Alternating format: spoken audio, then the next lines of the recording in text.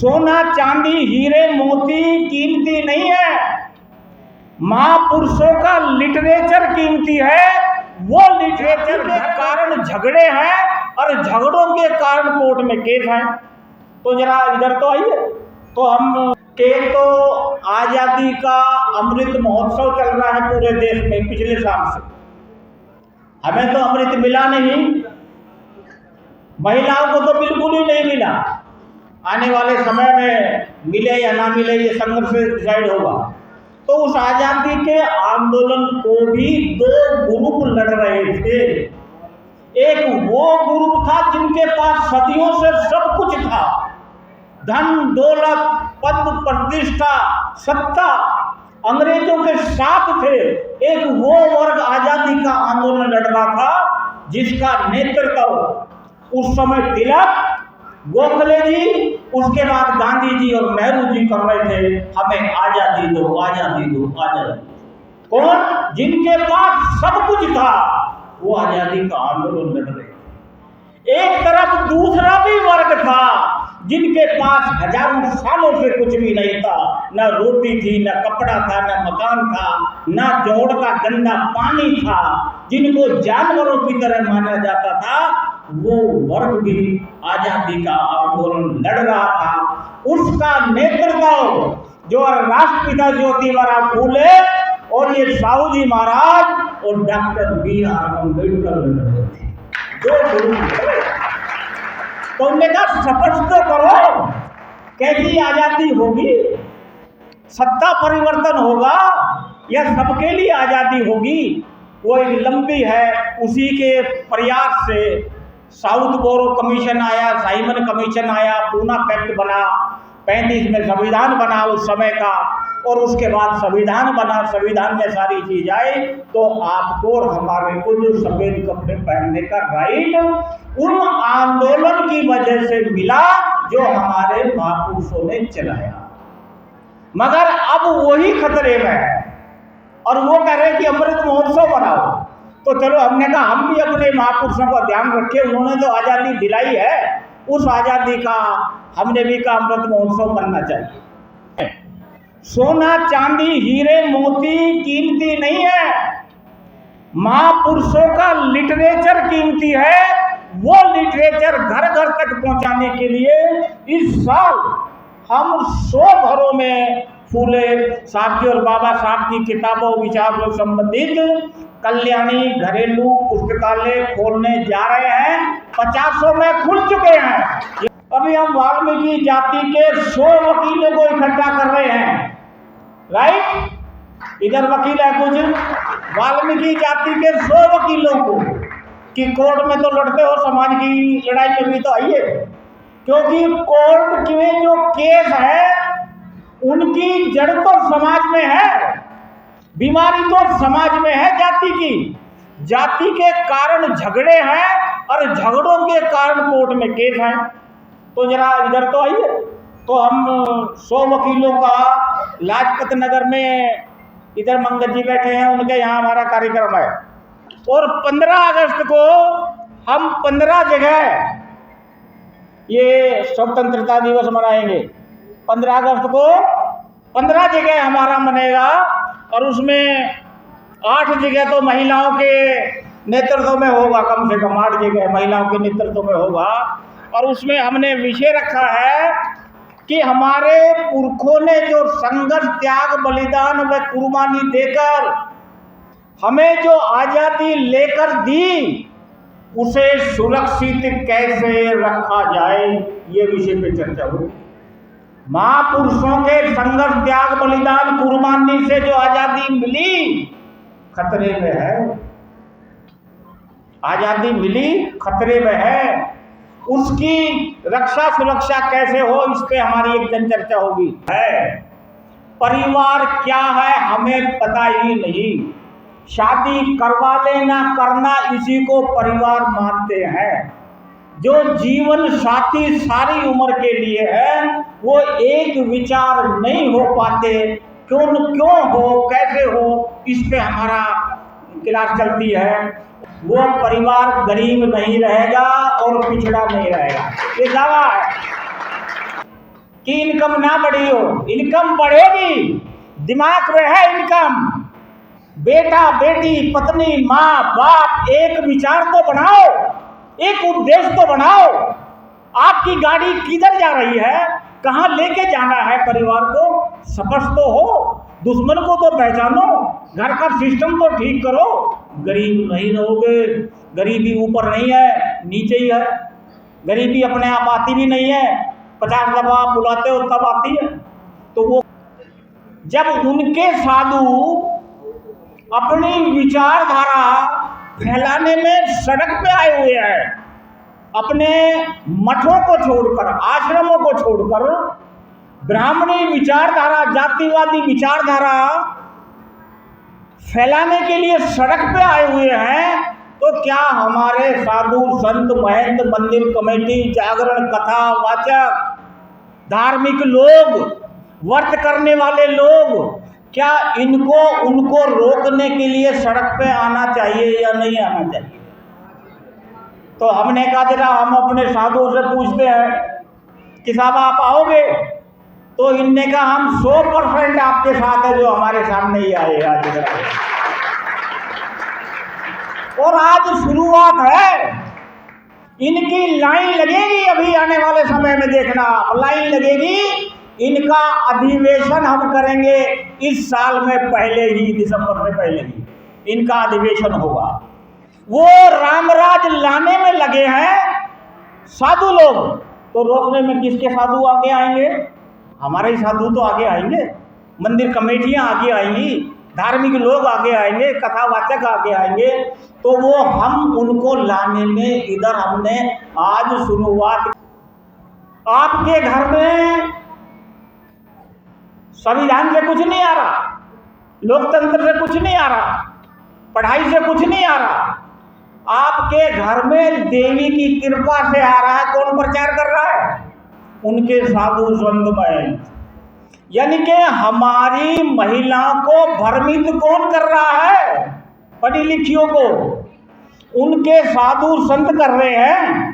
तो उनका भ्रम निकालने के लिए फिर कौन से साधु संत चाहिए? ये बैठे इधर। तो हमने कहा हम भी अपने साधु संतों को उतारें कि जो इनके दिमाग में भ्रम है, भ्रम नशे से ज्यादा खतरनाक है। एक बस का ड्राइवर शराब पिए हुए है फुल, आप बैठोगे क्या बस में? फुल शराब पिए हुए ड्राइवर आपने देख लिया, बैठोगे क्या? पहाड़ की बस में तो बिल्कुल नहीं बैठेंगे, रोड इधर जो है फील्ड में नहीं बैठोगे। और अगर हमने ही और आपने ही शराब पी हुई हो फुल, फिर ड्राइवर को देखेंगे क्या? और नशे से खतरनाक भ्रम है। मैं 2-3 बात कहूंगा बस, कि हम अपने जीवन की गाड़ी के ड्राइवर हैं। आप अपने जीवन की गाड़ी को कहां ले जाना चाहते हो, स्पष्ट है क्या? फिर सोच लेना भ्रम में हो, नशे में हो या नहीं है। आपकी बस में, गाड़ी में आपका परिवार बैठा है, उस परिवार को कौन सी मंजिल पे ले जाना है सोच लो। आप ड्राइवर हो उसके, कहां ले जाओगे परिवार को? तो अगर आप नशे में हो नहीं ले जा पाओगे, भ्रम में हो और भी मुश्किल है। भ्रम का मतलब क्या? जो साक्षात है उसे नहीं मानना, सब कुछ संविधान से मिला इसे नहीं मानना, लोकतंत्र से मिला नहीं मानना, शिक्षा से मिला नहीं मानना, आरक्षण जो महापुरुषों के त्याग बलिदान कुर्बानी से जो हिस्सेदारी आरक्षण मिला उसको नहीं मानना, यानी कि सच को नहीं मानना। और जो संतों ने बताया काल्पनिक, वो ऊपर वाला दे रहा है उसको मानना, जिसका कोई प्रमाण नहीं, वो कहाँ है किसी का पता ही नहीं, कोई डेट ऑफ बर्थ नहीं किसी की, किसी देवी देवताओं की डेट ऑफ बर्थ ही नहीं। इधर हमारी सुप्रीम कोर्ट के वकील बैठेंगे, डेट ऑफ बर्थ ही नहीं है और फिर भी चल रही है गाड़ी उनकी। और सारे हथियार लिए हुए हैं, देखिएगा कोई बिना हथियार के नहीं है यार। ये क्या मामला है? ये डीजीपी साहब कौन सा केस बनेगा उन पे? हथियार लेके यानी कि डरे हुए हैं। अरे जिनका देश है उन साधु संतों ने, उस प्रशासन ने हमारी महिलाओं को, महिलाएं हमारा घर का आधार है, हमारे बच्चों का विचार संस्कार बनाने वाली हमारी माताएं हैं। हमारा पिता तो शराबी और माँ अगर भ्रमित हो गई या कर दी गई तो हमारा क्या होगा? कहाँ जाएंगे? अभी कनकलता जी बड़ा आहिस्ता बोल रही थी, सुन लो, है ना। उनका स्वभाव है, बहुत सीधी है, सरल जीवन से आती हैं, पहाड़ से।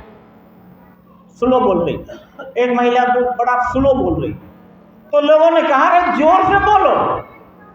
पुरुषों ने कहा जोर से बोलो, तो उन्हें जवाब दिया कैसे बोलूं? पुरुषों ने कभी हमें बोलना ही नहीं दिया, पिता के घर में जोर से बोलने नहीं दिया, पति के घर में नहीं बोलने दिया, मोहल्ले में नहीं बोलने दिया, तो कैसे जोर से बोलूं? बताइए। ये जो ब्राह्मणी व्यवस्था है, ये जो जाति व्यवस्था है, मैं कहता हूं हमारी माताएं, बहनें, बेटियां यदि भ्रमित हो गई कि संविधान से, लोकतंत्र से मिला है, पढ़ाई से मिला है, संगठित होकर हम सब कुछ ले सकते हैं, अगर ये इन महिलाओं की समझ में आ गया तो क्या 10% का शासन रहेगा? उनका शासन नहीं रहेगा। तो हमने भी प्रयास किया कि हमारी माताएं, बहनें और बेटियां जो उधर उनके भ्रम में जाती हैं, तो हमारे जो साधु संत हैं इनका लाभ हमें लेना चाहिए। ठीक है, तो इन्होंने भी बड़ी मतलब बड़ा हृदय दिखाया है कि हम आपके साथ हैं। जैसे एक काल्पनिक की बात है, कहते हैं कि ऊपर कौन से लोक में हाहाकार मच रहा है, वो भगवान बैठे हैं। काल्पनिक कहानी है, समझाने के लिए, बताने के लिए। तो कह रहे क्या दिक्कत है कि सब नीचे पताल लोक में बड़ा उपद्रव हो रहा है, ज्यादातर लोग दुखी है, पीड़ित है, महिलाओं का सम्मान नहीं, इज्जत नहीं, गुलाम है। वहां के मूल निवासी शूद्र, अति शूद्र तो डबल गुलाम है। तो कोई है जो जाए उनका दुख दूर करे, उनको कहाँ बहुत हो रही? ऊपर दंत कथा कह रही है, इनकी भी सब दंत कथा है कि कौन जाए। तो एक व्यक्ति खड़ा हुआ कि मैं जाऊंगा जी। तो उसने कहा भैया सोच लो, वो अनपढ़ लोग हैं, गंवार लोग हैं, जानवर के स्तर पर है, शिक्षा से हजारों सालों से दूर है, खान पान से दूर है, अपना एहसास ही नहीं है कब इंसान है, उनको उठाने बचाने के लिए कौन जाए? उसने कहा मैं जाऊंगा। फिर उन्होंने कहा आपके अगेंस्ट 33 करोड़ देवी देवता हैं, कर फिर भी मैं जाऊंगा। उन्होंने कहा लक्ष्मी है, धन की देवी, सरस्वती है, सारे उनके अगेंस्ट है। उसने कहा मैं सबको ही देख लूंगा, मैं ही जाऊंगा। और उस आदमी का जन्म 14 अप्रैल को होता है, डॉक्टर बी आर अम्बेडकर।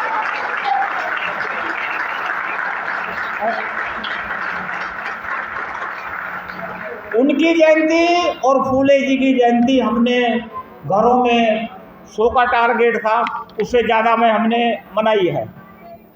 तो मैं एक दो बात कह के, क्योंकि लंच का हमारी गाड़ी बहुत लेट आई, हमें लेट आने की ही आदत है, क्या करेंगे। युद्ध लड़ाई अगर हो गई तो जो सेना पहले आ गई वो तो जीत ही जाएगी।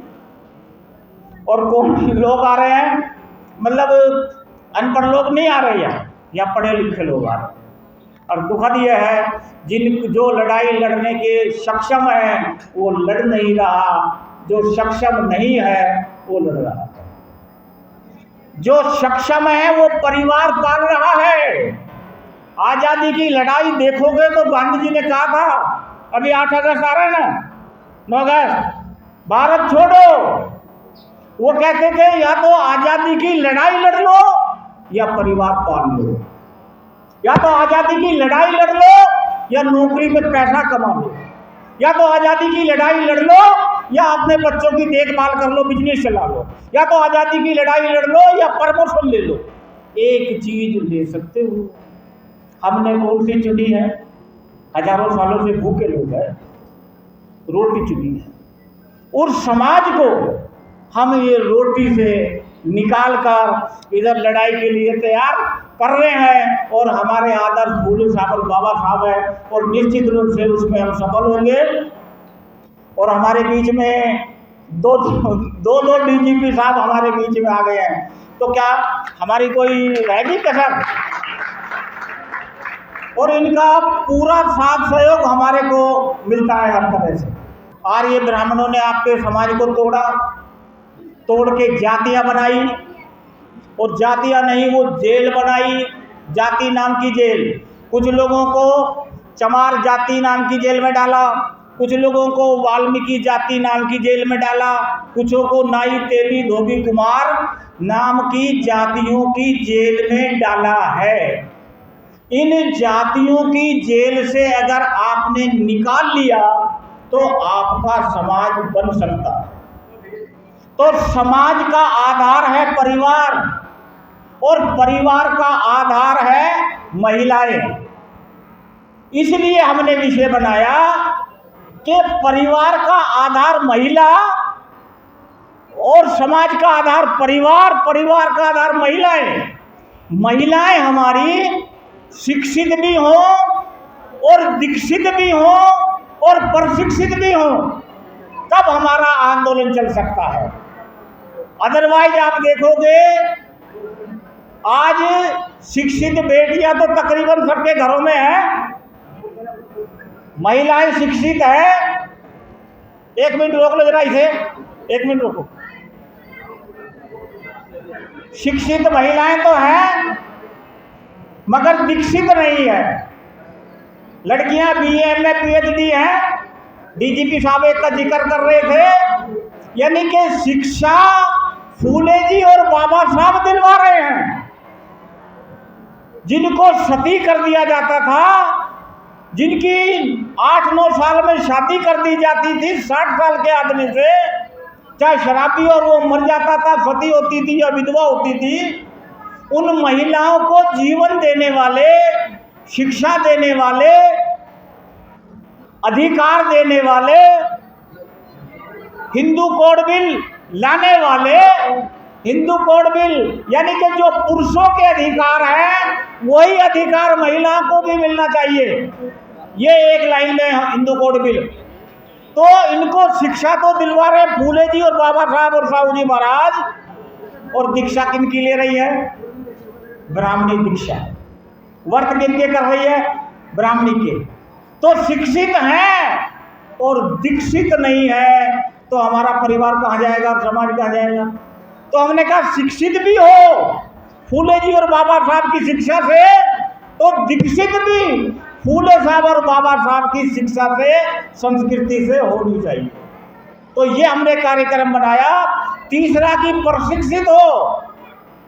आज आप देखोगे कोई राधा स्वामी बन गई, कोई निर्मला देवी के, कोई आशाराम के, और कोई राजेश जी के साधु है उधर, क्या है, हाँ, राम रहीम वाले बाबा। सबसे ज्यादा दुखी हमारी माताएं हैं, बहनें हैं, बेटियां हैं। क्यों दुखी हैं? कि शासन प्रशासन उनका हिस्सा अधिकार नहीं दे रहा और उनके पुरुष बराबर संघर्ष में आ नहीं रहे। तो वो जो महिलाएं हैं जो राधा स्वामी निरंकारी सतपाल में जा रही हैं, वो वहां ट्रेनिंग ले रही है। क्या? और महिलाओं को लाओ, यानी कि प्रशिक्षण उनका, दीक्षा उनकी और शिक्षा हमारे महापुरुषों की। शिक्षा फूले साहब और बाबा साहब दिला रहे हैं और दीक्षा उनकी ले रही है, प्रशिक्षण उनका ले रही है। तो हमने एक कार्यक्रम बनाया कि 500 परिवारों तक हम पहले जाएंगे और अगले साल तक हम 5000 परिवारों तक पहुंचेंगे और महिलाओं को तैयार करेंगे कि शिक्षा भी फूले साहब और बाबा साहब की होगी और दीक्षा भी फूले साहब और बाबा साहब की होगी। और इनके लिए ट्रेनिंग का कार्यक्रम भी हम चलाएंगे कि केवल अकेले नहीं आना है, ज़्यादा से ज़्यादा महिलाओं को आप लेके आएंगी और महिलाओं को फिर ज़्यादा कहने की भी जरूरत नहीं है, निश्चित रूप से महिलाएं बहुत सी महिलाओं को लेके आएंगी। परिवार का आधार महिला है।